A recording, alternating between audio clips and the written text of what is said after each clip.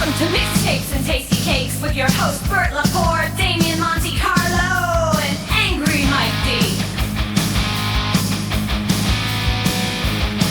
Alright, sit back and enjoy the ride as they talk about all things that rock and other useless knowledge you don't care about. And remember, every asshole has an opinion. This is theirs. Don't forget to hit that like button and subscribe.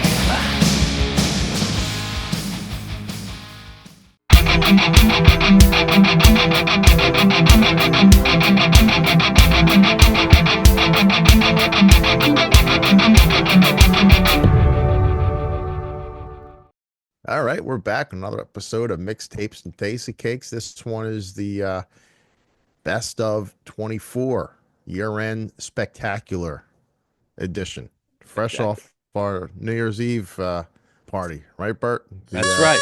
Mixtapes New Year's Eve party. Yes. So we picked we each picked our 10 best albums. How I did it is I originally just picked 10 albums that I liked and I put them in an order. But then I said, you know what? I'm going to go one better. I'm going to go and see what I graded each album that we picked, and then my order totally changed. So I was thinking about doing it that way. I did it on my feel and what I felt like I liked best.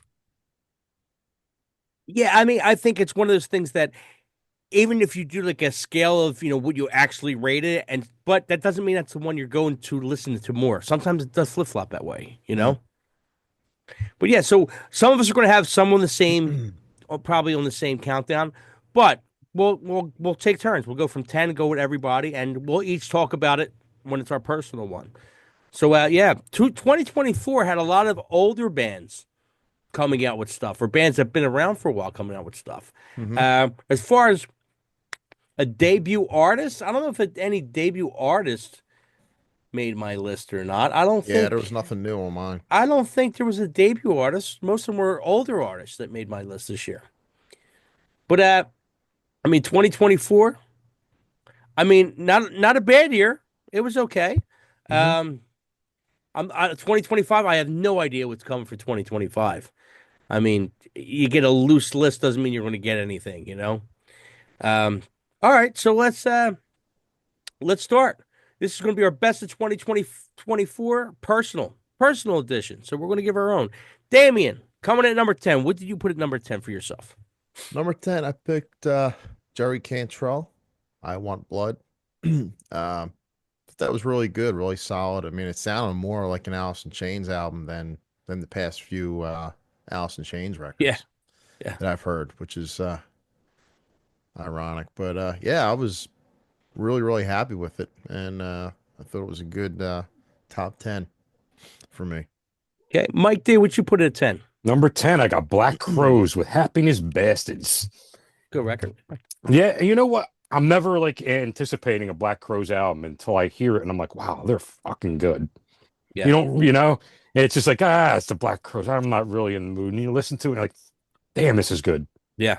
That's my number 10. And I think the tracks I liked off of that was Wanting Waiting and Cross Your Fingers. That was the two highlights for me. Okay. I like the Rat song on there.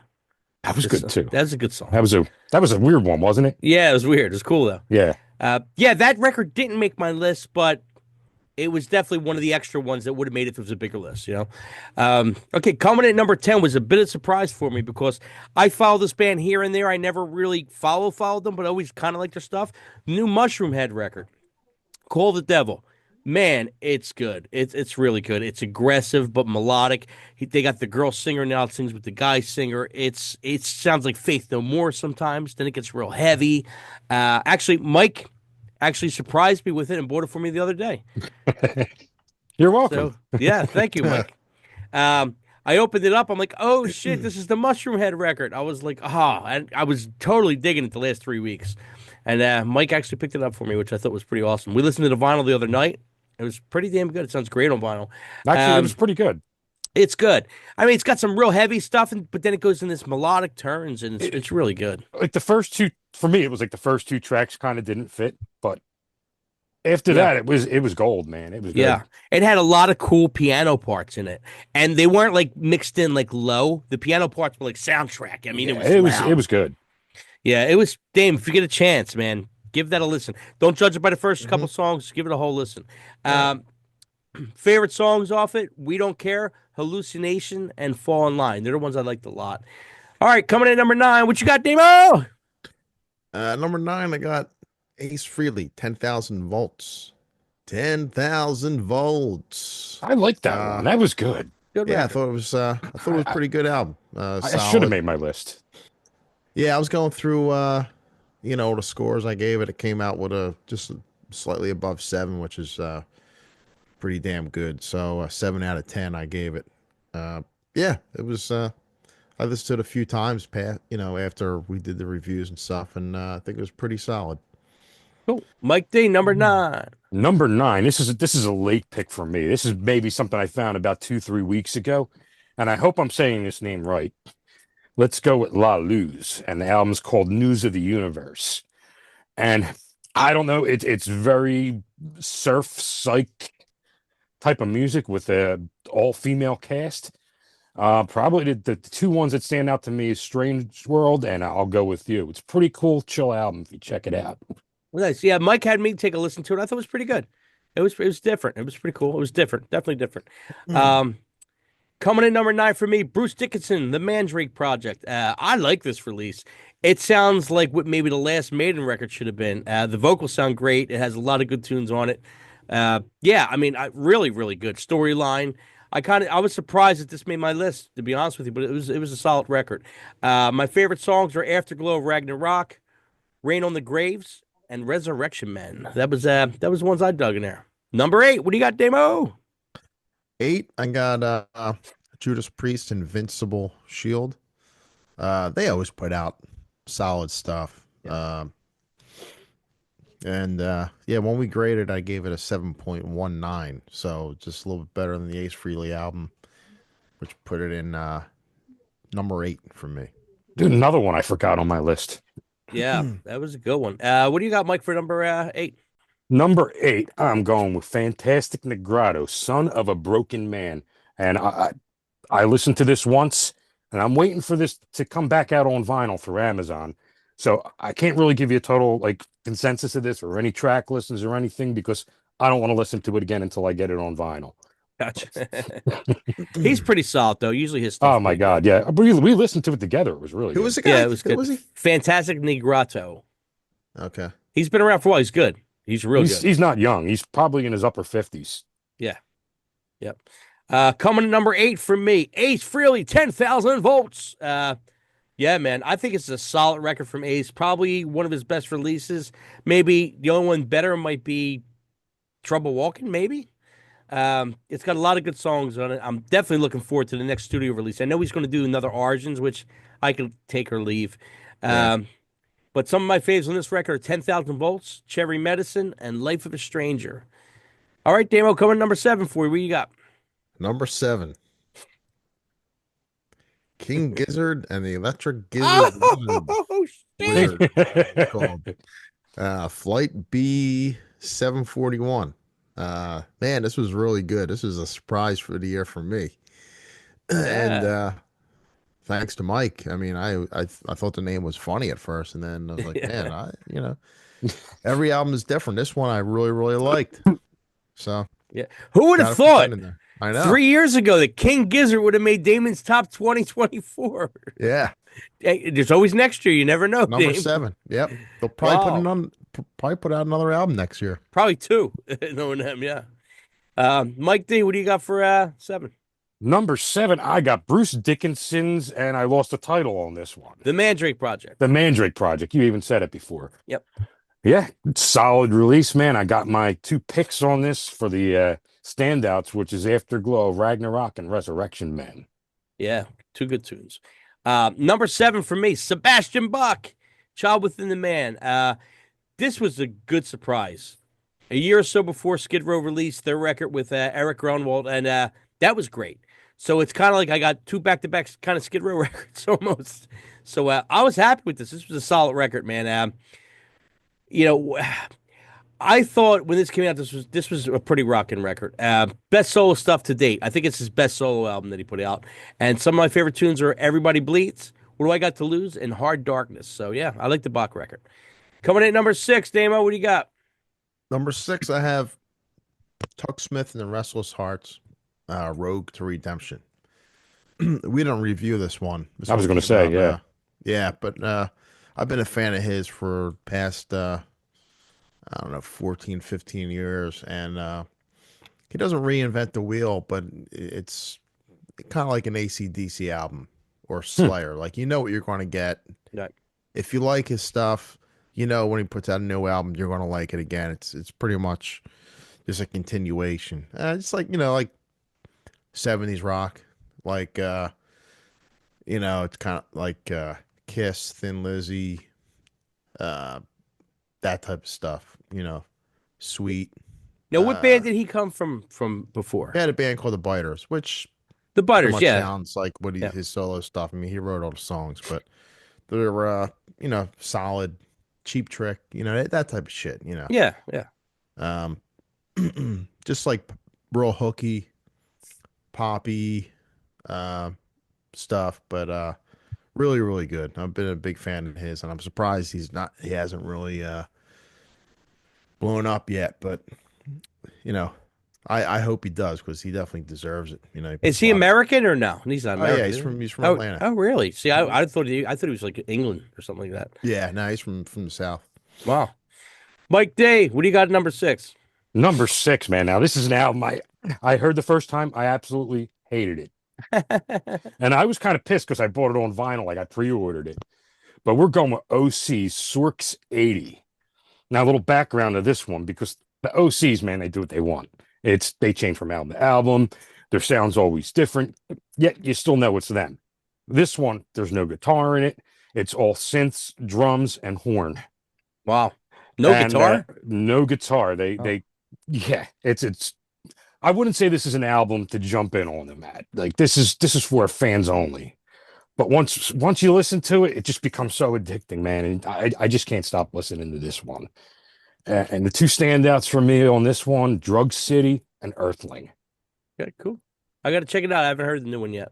I'm waiting to see your face on this one. Don't try it without me. All right, all right, all right. Coming to number 6 for me. I love this band. I might be the only one on this panel that loves this band, but Beasto Blanco, Connecticut. I like it, man. I dig this band. Once again, I'm a fan of having the male and female vocals trading back and forth. This album is more fresh. This album, they went for a couple different things on this record. I kind of dug this one. Yeah, this one was good. It's a good record. Yeah, like I said, they went for some. It wasn't just that kind of Rob Zombie kind of thing. They went for some different stuff here. Favorite songs: "Diamond in the Dirt," "Slide," and "Lowlands." I like all three of those a lot. Coming to number 5, Damo, what you got? Number 5 was the Black Crows, "Happiness Bastards." Originally, when I was thinking off the top of my head, I had this set number 1, but then like I said when we first started, the way I redid the list was based on the scores that we gave Yeah. all these albums. So that put it at number 5, man. This was really, really good. And I mean, if you like the early stuff, you'll definitely like this album. Cool. Mike D, number 5. Number 5 for me is King Gizzard and the Lizard Wizard Flight 747. Yeah, I didn't think I was gonna like this that much, but this one grew on me after a couple of listens, man. Songs on this for me were probably Field of Vision and La Risque. La Risque. La Risque. La Risque. Coming number 5 for me, Amigo the Devil. Yours Until the War is Over.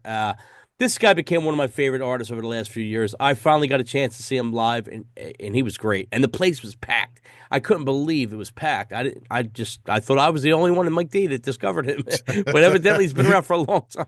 You thought you were gonna be 3 people there, right? Yeah, it was packed. Everybody knew the words. It was crazy. Wow. This is a solid release filled with great lyrics and stories and melody.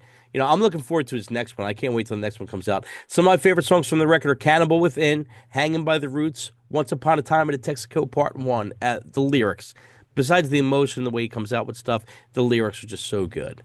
Coming number 4, what do you got, Damo? Number 4 was Johnny Cash, songwriter. Uh, I really like this. I have to listen to it more.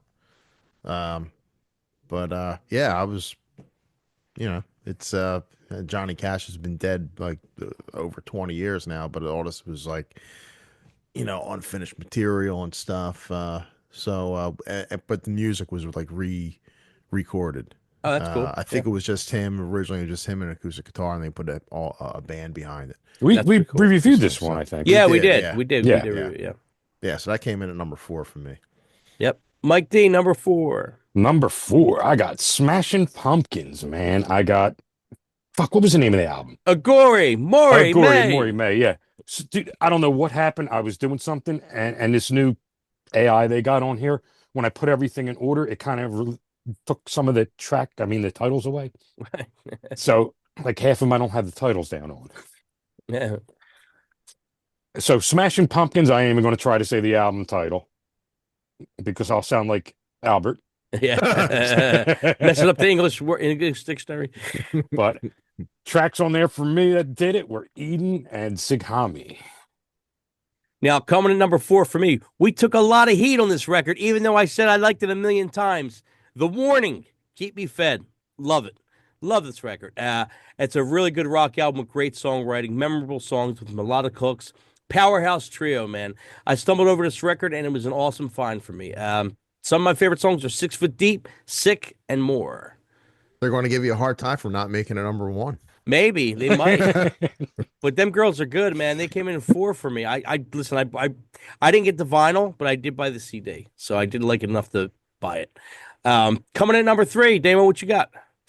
Number 3, I got Sebastian Bach, The Child Within the Man. I gave it a 7.65, and yeah, like you said earlier, it was sounded like a Skid Row record, and I think it's the best that his voice has sounded In a in long a time. really, really long time. Yeah. Elvis Baskett was the producer, and I guess he knew how to dial in his voice or brought something out that nobody else has been able to capture, as far as his vocal tone in a long time, and it sounds really good.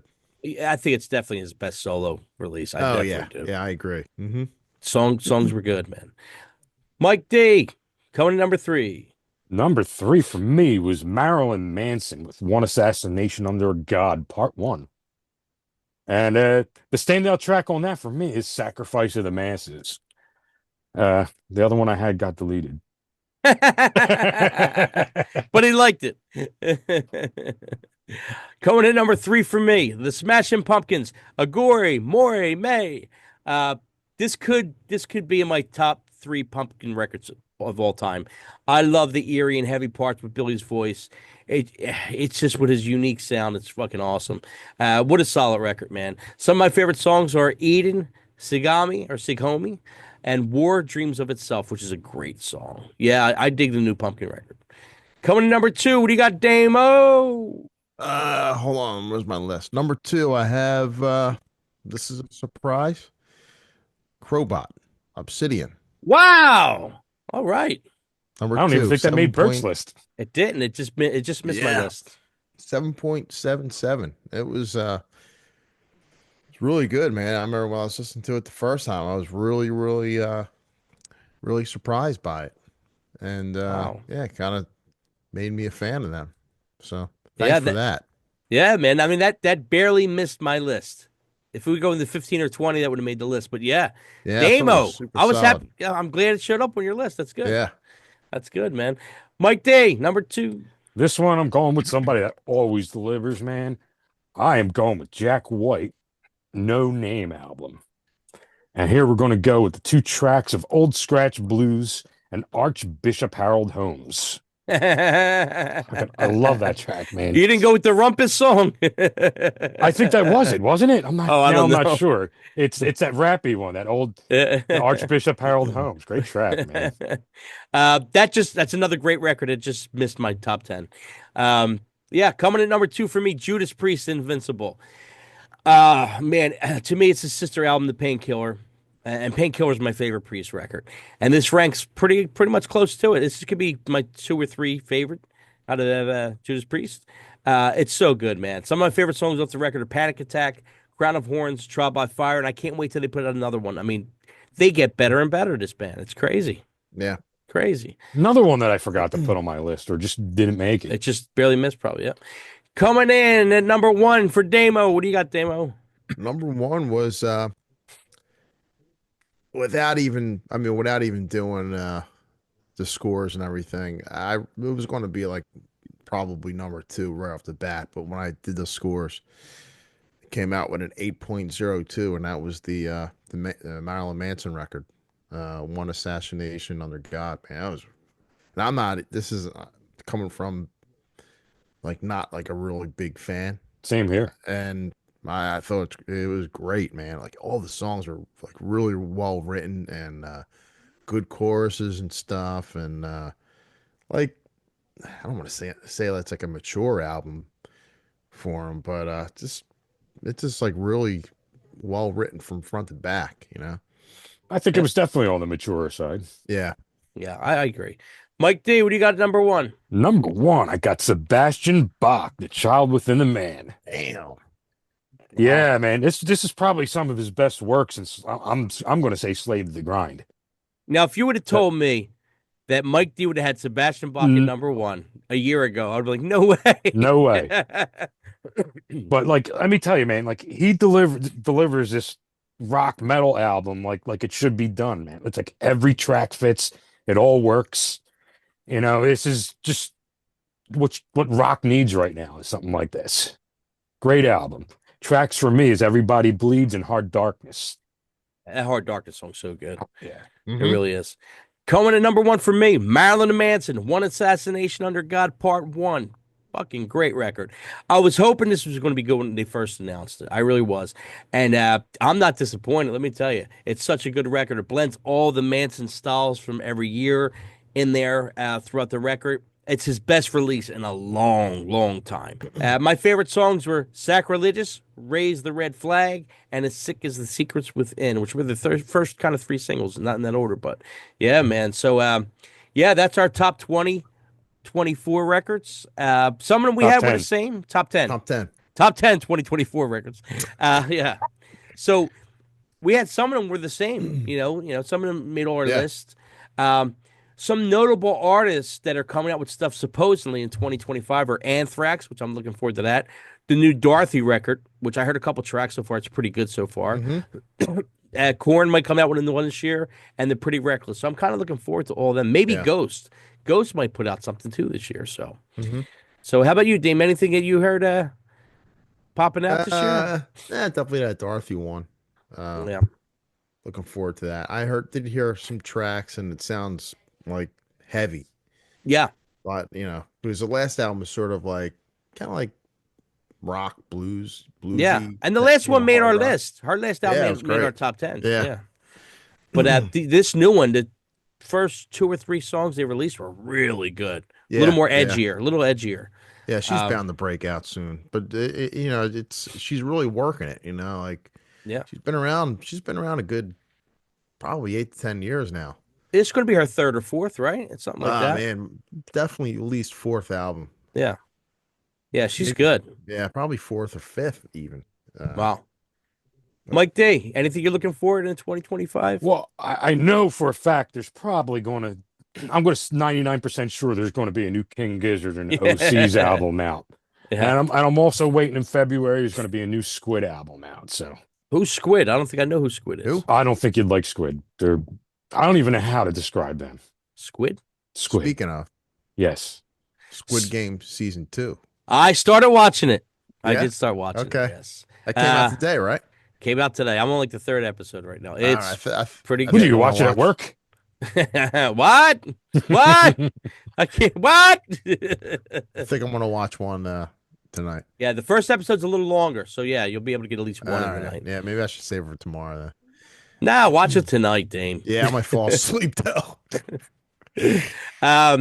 Yeah, man. I'll tell you the only thing I'm not going to give anything away. The only thing that I did notice is The dialect, dialect or dialect, whatever you want to call it, it's tightened up a little bit. So you could tell they must have put a little bit more money into it. It still have the same feel, but it looks like it's even more well done. Hmm. It's yeah, it's pretty good already. I'm only on the third episode, and Yeah. it's pretty good. It's pretty good. And I think I don't know if the guy wrote already another season. I don't know if there's one more season he wrote already or not. And who knows if that's going to happen? You never know. I'm But sure there's going to be another season. Squid Games, man, that was a sleeper surprise. I think. Who Yeah. would have thought that many people would watch that type of movie, not knowing what the hell it was? Yeah, right. It's- Look, Squid Games. Word of yeah, mouth, man, man. I like those. I like those Asian movies Me and too. series, man. It's a whole different, way of like shooting and writing the stuff, and Yeah, and they know how to throw. They know how to throw like a little bit of comedy, Yeah. even if it's dark. Yeah, yeah. There's still that weird little. There's still some of that stuff. I love that stuff. yeah, It reminds me of the older movies when we were in the '80s. It has that Mhm. feel, Now, what was Yeah. that one that Damien made us watch with the sex zombie? zombies? Oh my god! That was yeah. I forget crazy. the name of that, but that was fucked. We reviewed that. That was crazy. We were like, Yeah. they're biting it. We're like, what? That might have been hell? one of the more disturbing movies I've seen. Yeah, man, I just love those. The way that they do that shit. I don't know if it's like Korean horror, Yeah, Japanese, but it's like it's out there. it's well, yeah. It's like as soon as you think it gets wacky, it gets even crazier. Yeah, yeah. Like it's like that movie we were talking about. Like I forget what it's called, but that zombie thing. Like it was already crazy, then it got left field crazy. We're like, Yeah. what the fuck's going on? But it was good. It was good. It was definitely good. Movie wise, I don't know what's coming out for 2025. I have no clue. Yeah, I don't know. I haven't really I couldn't even tell you what's out in the movies right now. Yeah, But yeah. that Nosferatu I want to see. I think if it was last year, if I can remember, Immaculate was a really good movie. And The New Omen, I love The New Omen that they put out. I thought that was great. The prequel, I thought that was great. So that was probably my two notable That was good. movies. Yeah. Yeah, for last year. What's the come? I mean, did you wind up seeing Terrifier 3? I haven't watched it I yet. haven't seen it yet. Okay. And I heard that's pretty good, but Yeah. you know what to expect kind of Mhm. out of that, so it's going to stay to what it is, I'm sure.